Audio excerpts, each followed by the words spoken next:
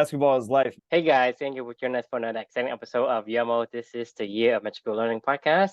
And today's reflection 331. And the book is The Sixth Extinction. Yeah. An Unnatural History by Elizabeth Colbert. This is a two-part reflection. This is part 1 or 2. Yeah, it's good book. Really good book. I really enjoyed this one. It was kind of caught me off guard. Sounds intriguing. The Sixth Extinction.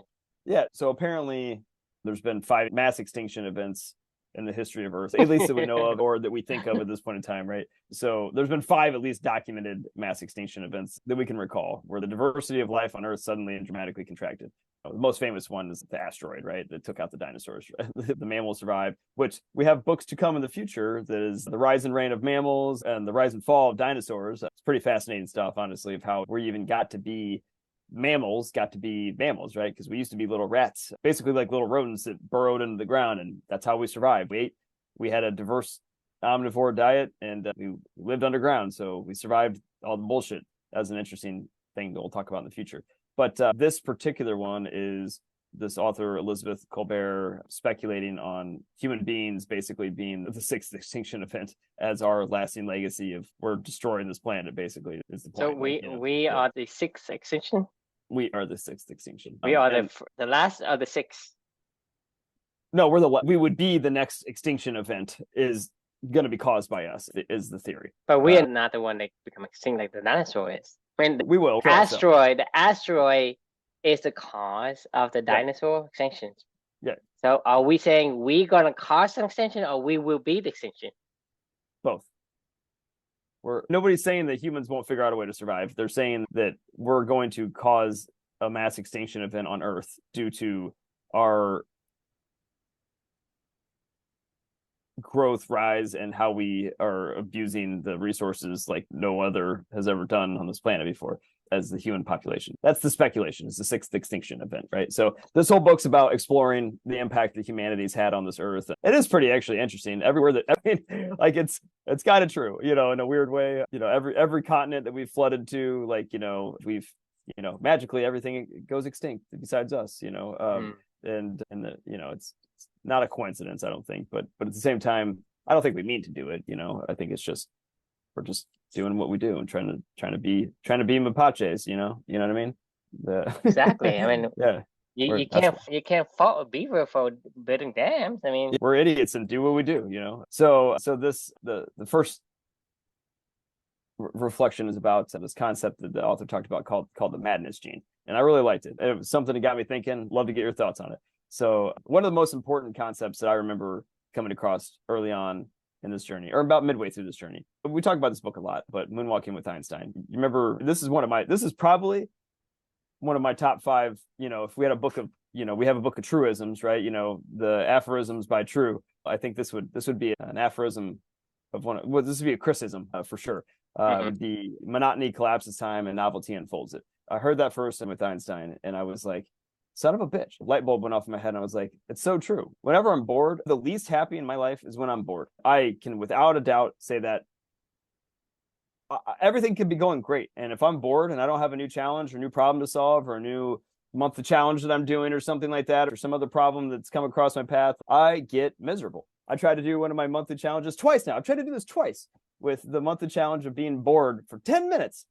Just 10 minutes of sitting around being bored for 10 minutes in a day. And it feels like it lasts like 3 hours, and I fall asleep every time. It is the hardest thing that I think I've ever done. Out of any challenge that I've ever done, it is the hardest, and I hate it. I hate every minute of it, and I don't want to do it, and it's eating the frog. It's more than eating the frog. It's like eating a snake. It's eating the snake. It's a raw snake. It's alive. It's just horrible. I hate it. I hate every second of it. Being bored drives me nuts, and it makes time just feel like it drags on forever. Whereas on the flip side of it, novelty unfolds time. Feels like time just disappears. When you're learning new stuff and you're having, whenever you and I talk every single night, we're learning together, we're enjoying our time together, we're having good conversations. Feels like you look up, time, an hour passes and you're like, holy shit, versus an hour on a QBR for me, and I'm like, when is this over? This feels so long. And I'm stretching over here in the back. I'm like, oh man, where'd this back pain come from? I need water. I'm so thirsty. I gotta go to the bathroom. I'm like, whatever. Every time you look up, say, I went to the bathroom. It only took me like a minute. Jeez, Right. it should have taken me like 15 minutes, but no, it's only minutes. Shit. Takes forever. Like, you know, and just boredom sucks, right? So that was aha number one. Then aha number two comes in the form of Sapiens, which was very early on in this journey. This was actually only like a few months after Amelia had passed away that I read Sapiens. And that, you know, fundamentally, Sapiens, I learned, you know, that was one of our top 5 favorite books, right? And there was a whole lot of new concepts and lessons that I learned in that book that kind of blew my mind. I would say the biggest was that imagination is our superpower. And the second biggest from that book is the idea that our ancestors would get on a boat, go to no idea where the fuck they were going, leave their friends and family behind, and just to bring back a kumquat tree. Like maybe bring that, maybe like if they were lucky, they would land somewhere where they could maybe bring back some cinnamon, you know. And you're like, whoa, talking about multi-year voyage to bring back a lemon.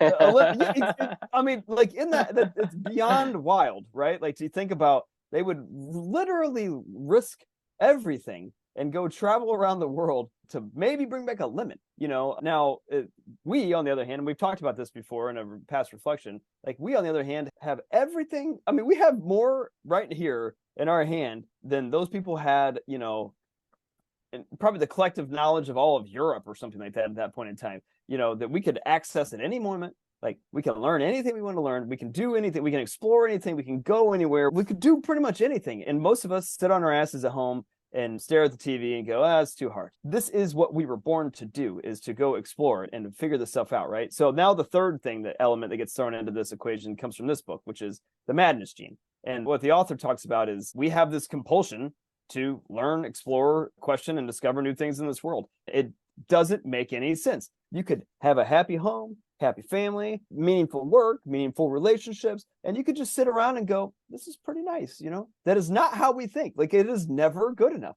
Like, there's the growth monster is always there. We always are imagining in the future, how can we do more? How can we do better? Like I said, as soon as I have no problems to solve, I'm like, I got to find problems to solve. I'll go invent problems to solve. I'll go try to open up a pickleball club. You know, and you're like, Chris, why are you trying to open up a pickleball club? You make good money. You're happy. Your career's in a good place. You got meaningful work, meaningful relationships. You know, we're doing whatever we're doing, but no, not happy. I don't know the answer to this. Like, the theory is like that there is maybe some like madness gene that humans have where we cannot stop. You know, we can't ever, like, there's no other species, to my knowledge, in this world where they go, well, we have shelter, we have food, like, we got a good place here. Like, you know, let's maybe go try to hoof it across the ocean to see if we can go find a better place. Maybe go find a lemon tree to go bring back and tell the other dogs or the other wolves in the tribe, you know, hey, we found a lemon tree over, and, you know, like, you know, we lost half the pack, but, you know, like, but we found a fucking lemon tree over here, guys. Like, you want to come, like, you know. Anyway,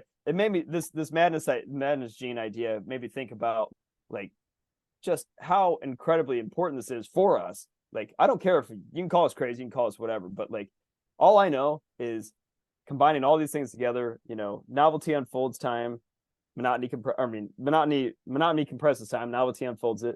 You know, we have this innate desire to go explore the world, and we're never going to be satisfied with anything that we find. It doesn't matter. like, you know, you fill up the bucket, you get rid of with 10 problems, you get rid of them all, and immediately 10 problems come right back in. I mean, like, it never ends, right? But what I do know is, I don't know why we do this stuff, and I don't really care. All I know is, if a beaver must dam, this is fucking fun, and it makes me feel like I'm connecting to my daughter. And this is why I love learning something new every single day. This is why I love hopping on this podcast with you. This is why I love doing all this stuff. We get to go explore these things together, and we get to go, I don't know. It's fun. It's just fucking fun. And it makes life enjoyable. And I really like that. So, like, I'm going to keep doing that. Like, call me crazy, call whatever. I don't really care, but love to hear your thoughts. Yeah. Yeah, I mean, you're certainly not crazy. And I've said this many times, you know, we have the innate desire to discover and to share. That's something that is in a gene. You can call it madness gene, you can call whatever gene you want. But essentially, we, as a human being, as a species, we live in motion. We cannot, basically, our brains it feeds on changes. Because, so an example would be, if you notice that your eyes, they have very micro movements, right? Mm-hmm. Because it's fixating, and it has two eyes, so that it's fixing on something, and it's actually moving it, right? So because the changes allows the brain to be awake and start to process it. If you fix on a single point and you don't move your eyes at all, and the image goes to the brain, doesn't change, the brain starts to shut down. Is that what happens when you do those little blurry-eyed photos you put in front of yourself and you have to blur your vision? Like you have to stare at it really hard and not blink, and then your vision blurs and the image pops out. Do you know what I'm talking about? No, that's not it. If you fixate on a single point, and if you don't move at all, like your eye doesn't move and your face, your neck doesn't move, like that means like the image that is being reflected on your eye and your pupil, it doesn't change. You're gonna start seeing black, completely black, right? That means your brain is shutting down. This is why we need novelty, because without novelty, without changes, your brain doesn't run. It runs on changes, on deltas. So just like a motion detector, it sits there, right? Until there's a motion, there is not a single change, right? And so the motion detector doesn't show up. And so the eye does exactly the same thing, and your brain's its fuel is changes. So we have an innate desire to feed the brain changes so that it runs. And that's why we cannot stay still. And that is what you call the human gene. The human gene is that gene. I mean, you can't say, well, I have a comfortable life, but that's not what your gene wants, right? It's not. I mean, it's like your gene say, you have to satisfy your gene, and your gene says, give me deltas, give me all these deltas, all the differences you see that aligns with who I am, what I like. Then you give me that. Then I will give you the activations of the brains and neurons fire and all this, because without it, you start so slowly collapsing your brain. Your brain starts to go to sleep and it shuts down. Right. It's trying to preserve energy, just like, I mean, it's designed that way. It's designed to preserve energy, meaning that if there's nothing for me to process, why am I processing the same image over and over and over? It's optimization.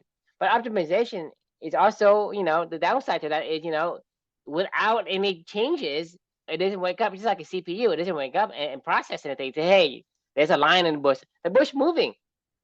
If the bush doesn't move, who cares? It's boring, right? It starts to shut down. It starts to preserve the energy, because the brain takes so much energy from the body. It does, right? And it has priority over everything. It will eat your muscle, your brain, your organs, right? To keep you alive. The brain has that capacity, but that's why for the human species, it only wakes up and activates and runs only when it detects changes. And so you can call that a managed gene, you can call that the human gene. I call that human. We needed that. We have the innate desire, we have a compulsion to explore and to share. That is something that every human being has, regardless of who you are. You can be an introvert, an extrovert, whatever you are. You have a basic, common, core human gene. That is the gene of explorations and discovery, and to share that. And then that's the novelty that you're talking about in the, Walking with Einstein, because novelty is essentially, I mean, you're going like 100 miles an hour and time just flies. Right.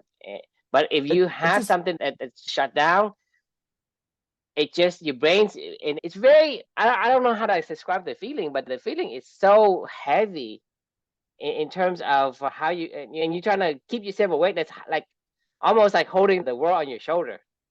It's horrible. It makes me wonder what my dog thinks every day. Like, I mean, it really does, because it's like, does 16 years of a dog's life feel like 90 years of a human's life, because they're just fucking bored every day? Like, I mean, and where they're just like, well, eat the same food every day, piss in the same spot every day. We go on, maybe if I'm lucky, we get to go on a walk to a new area today. Like, I mean, my dog doesn't give a shit. Like, she will lay in the same spot now as an old dog, all day long, right? Like, and it's like, what is she doing? Like, what is she thinking about? Does she care? Does she want time to go longer? You don't ever hear your dogs go up and say, hey, Drew, been nice knowing you, but I really just gotta hit that road and go find myself. And you're gonna be like, what the fuck you talking about, Leah? You got a pretty good life here. You got everything you need. Why are you gonna go? I don't know, man. I just gotta go. I mean, this is what I'm saying, is a beaver must dam, because if your gene is to be building dams, and that's what you do. our gene is life is in motion. Yeah. Life is not static because we crave motions. I told you about, like, we yearn to go on a vacation. The moment we go on vacation, we yearn to get back, right? So Right. we yearn to go on an airplane. Hurry up and get on an airplane, and hurry up and fly. Hurry up and Right. land. Hurry up and get out, and then hurry up and go back, right? I mean, we yearn for the next thing. It's not the destination that we want. It's the changes that we want. The thing is, you look at even fashion design and trends, right? Before it's like round, right? The iPhone become round, now the iPhone becomes square, Right. and then it can be round again. It's not like rectangle phone is better than the round one or the curved one or whatever. There's gonna be curve, and then it's gonna be not curve, and then it'll be curve again. It's like, that's the way we need the changes, Right. because that's what feeds us brain to make the gene fires, the activation. And once we wake up, and then these are the novelty, the experiences that we see. But once your brain starts to shut down, and for you to keep it awake, right? To keep an engine awake is very, very difficult, and it's so heavy. It feels like it took so much willpower just to keep yourself awake. That's why I don't like to drive, because the oozing sound of the wind in the car makes my brains go into this. Oh my God, dude, you're so right. It's Whenever like a I'm trance, whenever and trying to stay awake. Oh my God, I want to pass out all the time when I'm on a highway by myself, and I'm just like, holy shit, like I can't stare at the same fucking road, for the I slap myself like Oh, many, yeah, many yeah, times, and or like even Red Bull doesn't. I mean, like I say, it does keep you awake. it's no, like music. I don't care. None of it does help. Yeah, it has. I'm just staring at the same road, just going nowhere. I kind of enjoy. Maybe this is one of the reasons why I've always enjoyed driving in the cities, like in the actual city streets, more than driving on the interstates, because the scenery doesn't. But in the city, right. you see the light, the building, blah, blah, right? Your brains it's firing, it's activating, right? And so it's not as bad. But you're driving in a, especially when you. I don't know if you drive anywhere to, like, from Houston to San Antonio or past San Antonio.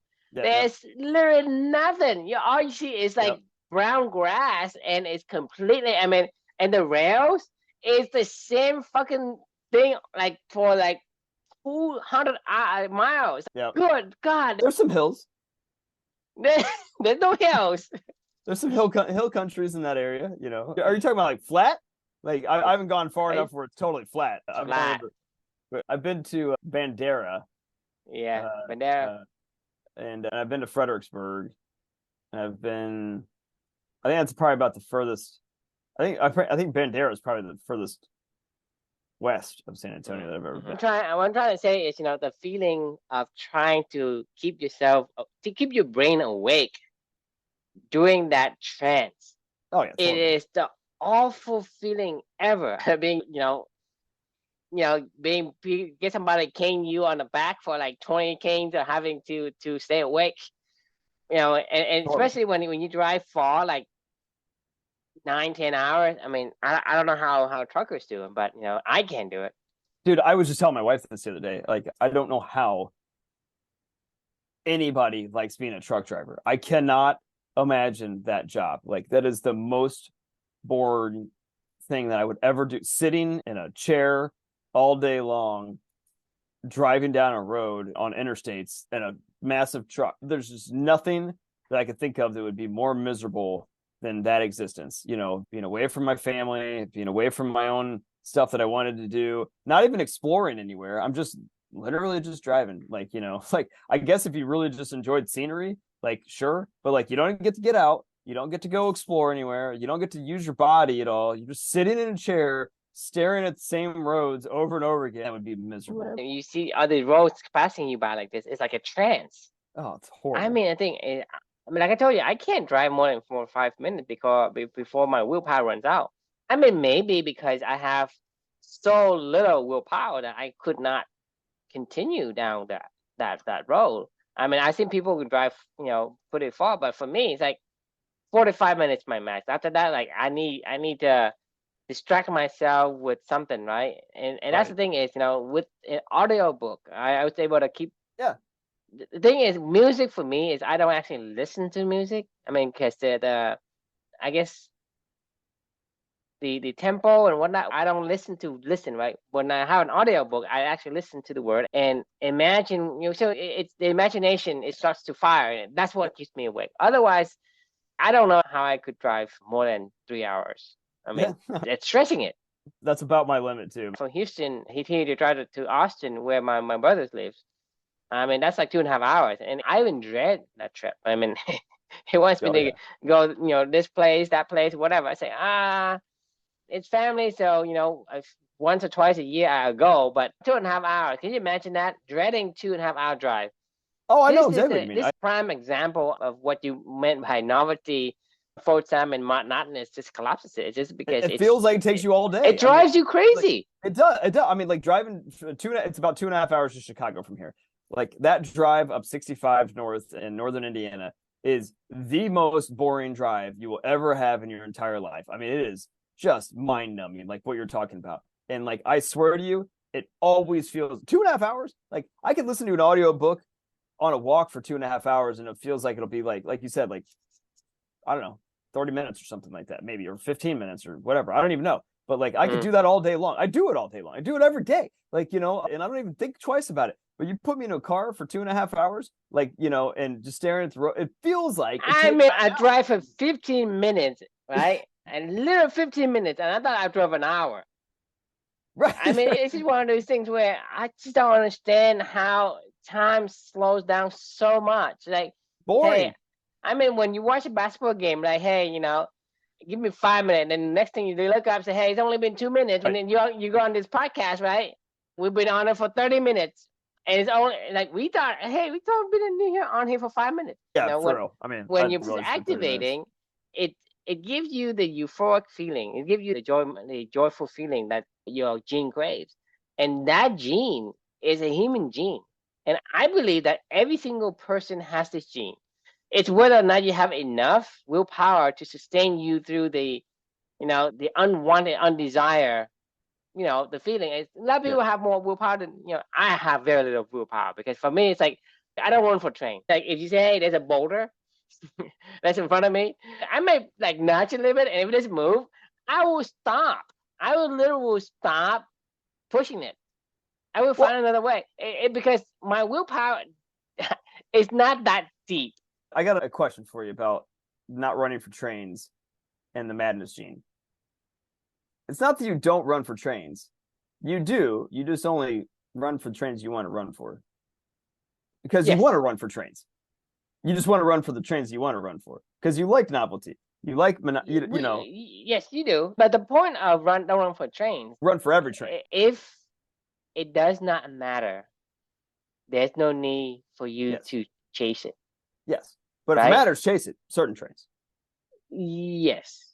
Yeah. Okay. If you put it that way, yes, there are some things that because the thing is, the bumper sticker that one for trains is to remind us to say there are certain things that's not important for you to sweat over, right? I say a lot of shit. Yeah, I forgot. What I'm saying is, there's things that is not important, so there's no need for you to like we all do the same thing. We have goals, whatever, but the goal is arbitrary, right? It's not the goal, because for us, goal doesn't mean that we're gonna be happy when you get it. Right. Because for us as human beings, we are on this motion. Life is in a transition. It's to go from point A to point B, then to point C, and it keep going. Even if you have to go back and forth, you have to go back and forth. So in life, because life is like a balancing act, right? You can't say, hey, I'm going to go to the right and stay there. You can't, because when you go to the right, it's going to tilt. So you have to go to the left, and then going to tilt to the left, and then you have to balance it, right? You have to balance on this disc of life. And so that is life. And so you can't really stand still, and you have to move to be still. Just like you're on a treadmill, for example. You have to move, because if time is a treadmill, right, then you have to move. Right. If you don't move, you stay there, you are receding, because time is a treadmill belt. And so you are inside of this machine of the universe. This universe, and the madness gene is the gene that adapts you to the universe to survive. And in order for you to survive, it needs to be designed for optimal activation, meaning it has changes. When it changes, it's going to start to activate. If it doesn't have changes, there's no need to activate. So it's going to conserve the energy. When you look at in Africa, you have like a rustling in the bush, and you pay attention. But Right. if there's nothing moved, nothing is going to jump out and eat you. There's no need for your brain to say, "Hey, I'm being heightened. I'm going to give all this fuel, all the juices to the brain," and say, "Hey, brain, you are already greedy enough. Give back some of those things." So they're going to take back. Hey, I need this because I see changes, I see motions, right?